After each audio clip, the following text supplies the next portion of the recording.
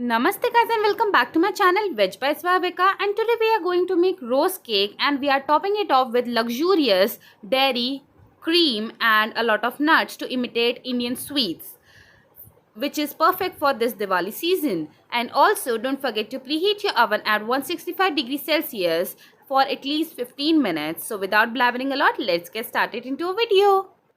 We would require about half cup of room temperature curd, and to that add about half cup of room temperature milk. Now give it a good mix. Everything should be combined homogeneously. It's a very crucial step, so make sure that everything is combined evenly. Now comes our leavening agents. So add about 3/4 teaspoon of baking powder and 1/4 teaspoon of baking soda and give it a good mix.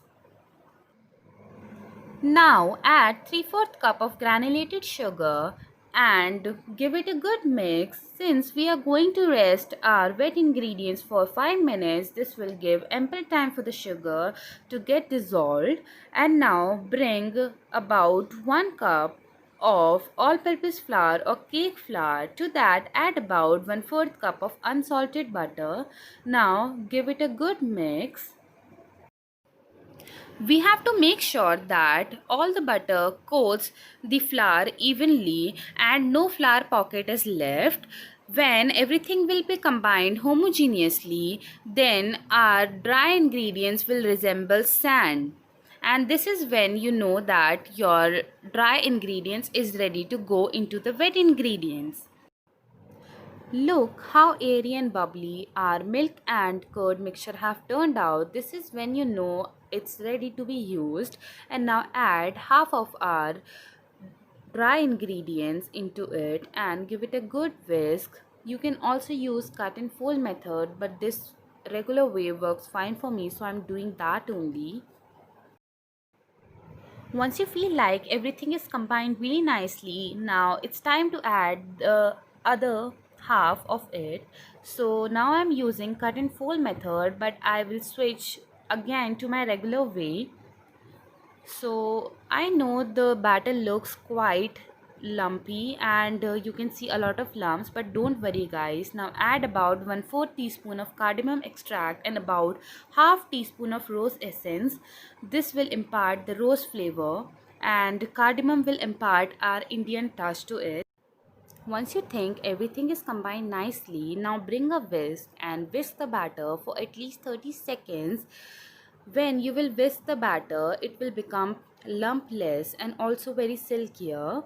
It will look very luxurious. It's like magic, guys. Now transfer the batter to a pre-greased pan and bake it for about 35 to 45 minutes at 165 degrees Celsius or until the skewer inserted comes out clean. Now heat up a pan on medium flame and add about 1 cup of milk. Keep on stirring the milk in between so that it doesn't stick to the bottom. After boiling it for 1 minute, add about half cup of heavy cream and also keep on stirring it so that everything combines evenly.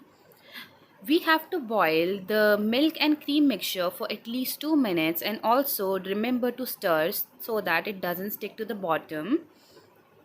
And now add about 1/3 cup of granulated sugar. I forgot to mention the brand of the heavy cream. I have used the heavy cream from the brand Amul and it's really nice, but you can use any of the brands that is available to you, or you can use fresh cream but use the thicker part of it.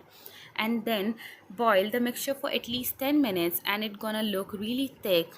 Now we have to dilute it, so we are going to add about half cup of milk, but add it slowly and keep on mixing it. Once everything is combined nicely, it will be really thick and quite runny also, but it's gonna thicken up later on. You have to cook it for 2 minutes at least after adding the milk. And now add cardamom extract and turn off the flame. The cardamom extract will impart the rich Indian flavor to it, and look how thick it has become. And now let it cool down on the room temperature. Oh my god, guys, look how beautiful and delectable our cake have turned out. It looks drool worthy, and the golden crust and the sponginess is to die for. Guys, let's start whipping the cream. I have used a heavy dairy whipping cream and it's about 1 cup. I have also used a ice bath so that my cream remains chill throughout the process. Once my cream start to thicken up, I will add about half a cup of icing sugar. You can also use powdered sugar, but make sure that you sift it twice or else the bigger chunks will get into the cream, and again start whisking it. Once the cream start forming the soft peaks, it's time to add our cream and milk mixture into it. I have added the entire batch of it, but if you want to make your cake look sleek and clean and you actually want to pipe it, then make sure that you add 1/4 amount of the cream and milk mixture. And now just coat the cake generously with the cream. Look how rich, delicious, thick, and creamy our cream has turned out. And I know you're tempted to eat it right away, but guys, wait and decorate the cake because it's gonna taste even better. I have given the cake a very rustic look and added some rose petals on the top and on the sides.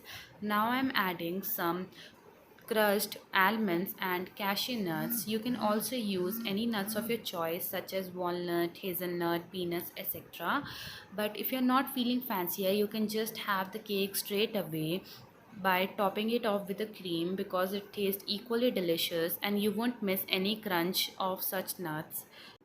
I highly recommend that you use the dairy whipping cream rather than non-dairy one as it will impart more rich Indian flavors to the cake. And secondly, please refrigerate the cake for at least an hour before having it so that it tastes more delicious. I hope that you really enjoyed my video and I will see you in my next one. Bye guys.